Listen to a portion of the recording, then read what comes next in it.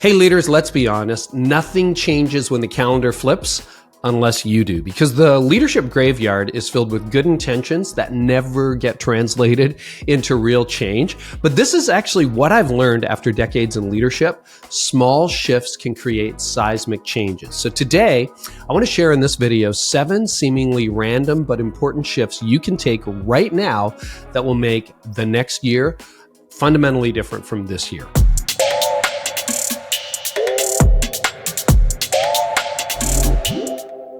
Okay, shift number 1, maximize your green zone. Now, maybe you've read my best-selling book, At Your Best, and if you have, you know that your green zone, I'm going to give you the cheat on this, is a period of 3 to 5 hours each day when you have your highest energy levels and you are most productive. For a lot of leaders, to make it simple, their green zone happens in the morning. You say to yourself, I'm a morning person, right? Well, then your green zone is in the morning. During your green zone, you should focus on your most important tasks and priorities. For example, most pastors struggle to get their message done, let alone get ahead on their sermon writing. Well, what if you protected 4 undistracted hours in your green zone on Monday and did that Tuesday and Wednesday? In other words, you just got to work and you worked on your message. Now, you know what? Most pastors would have their message finished before lunch on Wednesday. And when that happens, the pressure that lifts from you, like the pressure that takes off, is exceptional, not just on you, but on your family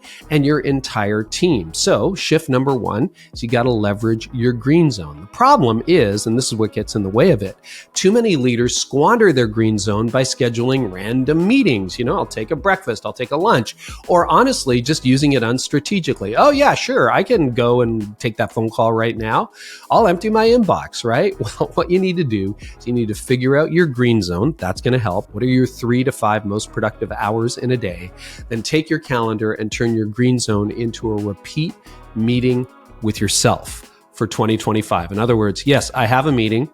It's with me. I'm going to write my sermon, move everything else off it, and focus on your most important work. Your future self, as well as your team and your family, are going to thank you for that shift alone. It might be the biggest change you can make in the next year. All right, shift number 2, go all in on your 2025 Kickoff series. So January isn't just another month. It's a launch pad, okay? Attendance patterns established in the first 6 weeks of the year can often set the pace for attendance through to September, right? Because people are like, all right, I got to get back to the gym. I got to eat clean. I got to go to church. So that is a pattern setting month. On the other hand, a lackluster start to the new year for your church can lead to a sense of lag throughout the year. So what do you want to do? You want to pour extra energy into your first sermon series. Yep, I know you're tired from Christmas. All right, your team is exhausted, but you already know how to get ahead on your message, so you can get number 1 probably in the can before Christmas. Now, momentum is a lot easier to steer than it is to create. The energy you invest now in your first series of the year will pay dividends all year long. And if you want some help to ensure your message connects, join the 30,000 plus leaders who use my preaching cheat sheet. It's free and it offers 10 simple questions you can ask about your message to see if it's likely to connect. And you can do that before you deliver it. So you run it through the preaching cheat sheet. It either works or it's like, I got a couple of tweaks to make. All right. So that's a second thing you can do. Pour a lot of energy into your Kickoff series for 2025. Shift number 3, fix your first time guest strategy. Okay, pastors, let's get real about our guest return rates. The average church only sees 6 to 10% of first-time guests return for a second visit, but churches with a structured follow-up system can see that number jump to 25 to 30%. So your follow-up system doesn't need to be complicated, but it has to be quick and it has to be consistent. Let me break that down for you. So to borrow data from a different industry, studies show that 44% of salespeople give up after a first follow-up. Now, I know you're not selling your church. I get that, but just think about the human principles and leadership principles. 44% of salespeople just say, hey, you want to buy this? No.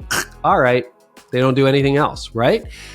92% of salespeople will give up after 4 no's. All right. And I get that. It's like, I asked you 4 times. You said no every time. And most people give up. That's 92%. But studies also show that 80% of prospects will say no 4 times before they say yes. Okay. Did you catch that?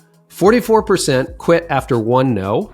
92% quit after 4 no's, but studies show that 80% of potential customers will say no 4 times before they say yes. So 92% of salespeople have quit, and the other person on the other side of the line is just getting ready to get started and say yes. Okay, you're probably thinking, well, I don't want to pester people. We're a church, all right? But being intentional does not mean being annoying. Yes, people are busy, and no, you're not a priority for them. But if you patiently, prayerfully follow up over time in the long run, do it immediately, and then be persistent, prayerfully persistent, you're going to see better results.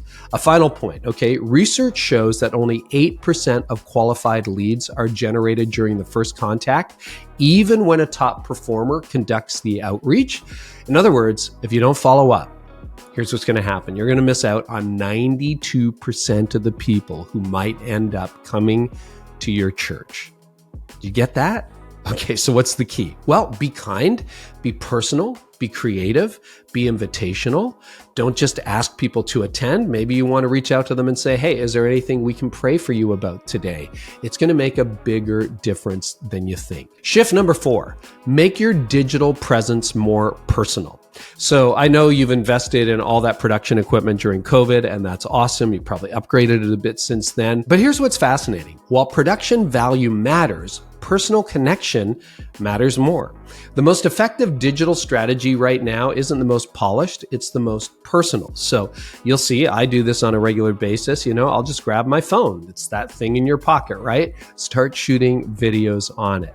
Your perfectly produced Sunday service matters, but that raw Tuesday morning devotional where it's just you and your phone going, hey, that could have more impact. So strategy is simple. Document what you're doing.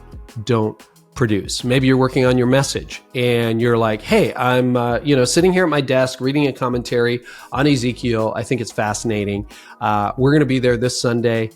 Pray for me. We're going to be hoping that you invite your friends too. Something that simple with your phone, that can be powerful. Now, another way you can make it more personal is to go low production, but you can also get other people involved. Did you know, according to recent research, 86% of consumers are more likely to trust a brand that shares user-generated content compared to 12% who are likely to purchase a product promoted by influencers. So that's 86%. If someone from your church, if you post them, it's like way more effective than the 12% who say, yeah, I'm going to follow that pastor. So if you're the senior pastor, guess what? You're the influencer here. It's going to be more effective when you get other voices there. So what you want to do is from time to time feature other people on your channel. Now, the good news is Gen Z are digital natives. They would love the chance. So you've got an answer right there. Shift number 5, reverse mentor your leadership. So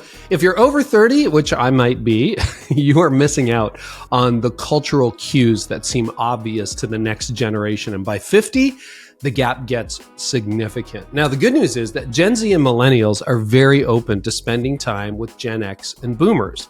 So how do you do a reverse mentoring where you learn from younger people? Well, you can do this through creating intergenerational small groups, hosting dinner parties, or just simply, honestly, building an authentic friendship with people younger than you. Now, if you want to do it a little more formally, it is a very good idea to convene meetings and focus groups with teens and young adults in your church. When you're doing anything from planning a sermon series to strategic planning, you need younger leaders at the table with a voice and a vote. Shift number 6, schedule your time off now. Hey, I know it's the beginning of the year, but this isn't just good advice, it's survival. Okay, the Barna Group reports that 33% of pastors have considered leaving ministry in the past year with the immense stress of the job as the primary reason. Leaders who schedule their time off in advance are more likely to actually take it. So what do you do about this? Well, what I mean is right now, as in yes, right now, put these in your calendar, okay? Grab your phone, open it up, and put this in your calendar. You want your vacation blocks in there. I've got in my calendar, you can have a look, July off. So if I go to July, what does it say? it says carry off in July, okay? You want to schedule in your study breaks, any personal retreats that you're doing, family birthdays, anniversaries. We booked off the week of my birthday next year. Quarterly planning days. I've got 4 full-day retreats, quarterly planning days, already scheduled for the upcoming year. Now, as you know, okay, why do we do this now? Because you're like, well, I don't know what's going to happen in September. I promise you, what happens in September is by the time you get to August, you're like, oh, September's lost. If you put it in now, you're going to get your time off. You're going to get that time with your family, with your vacation, with personal retreats, all that kind of stuff. And the famous parable, if you put the big rocks in first, the little ones all fit. When the big rocks are your personal well-being, everybody wins. Okay, shift number 7, switching up a little bit here, is devote more time to exploring AI. So one final shift you can make is by exploring AI. And by that, I mean learning about it and actually using it. Don't just read articles, okay? Actually dive in. Now, if you're skeptical, by now you've realized that you use AI every day. If you're using Google Maps or Spotify or Netflix, guess what? Alexa, you're using AI because those are all AI powered. But wise leaders are going to go beyond that, and they're going to figure out how to leverage AI to free up more time for what matters most. For example, here's how one thing I use. I use NotebookLM. It's an incredible resource that keeps getting better. So I have to read a lot of books. I read some books for fun and pleasure and personal growth. Others I have to read for work, right? But here's what's cool about NotebookLM. It can digest a 300-page book in about 30 seconds, and it will give you accurate summaries with citations and links back to the book. So with one click, you can make sure it's not hallucinating. It rarely does. And the fun thing about AI is it keeps improving. The other neat thing about NotebookLM is with one more click, you can generate an AI-generated podcast about the topic. So if you want to listen to it, you can just download that. Next time you're in the car, you're at the gym, you can listen to a podcast generated by AI on the book that it has digested. So church-specific organizations like Church.Tech can create all of your sermon clips for social, Bible studies, emails with one click of a button. That's going to help your staff, and that's going to help you as well. There's so much more inside ChatGPT, Claude, Perplexity, and some of the other players, 11 Labs, etc. You can do so much with AI, and most leaders are just barely even aware of it or scratching the surface. So, in summary, nothing changes until you do. These shifts aren't complicated, but they do require intention, your intention. So my question, I guess, is what shift can you start today? Because leaders who make continual improvements invariably become the best leaders in their field. And we got a bunch of them inside my Art of Leadership Academy. Inside the Art of Leadership Academy, here's what you're going to find. You will find a private community that you're invited to, by the way, of church leaders committed to growth, personal development, and supporting each other. We use comprehensive courses to educate them. We do live coaching calls that I will host or other leaders will host. We have ongoing guided discussions. You get strategies, insights, and skills, and that will get you growing for real. All it takes is a few hours each month, and 12 months from now, you will be miles ahead of where you are right now. So if you're interested, check it out, theartofleadershipacademy.com. Hey, remember, nothing changes until you do, and these shifts will help you become a better leader a year from now.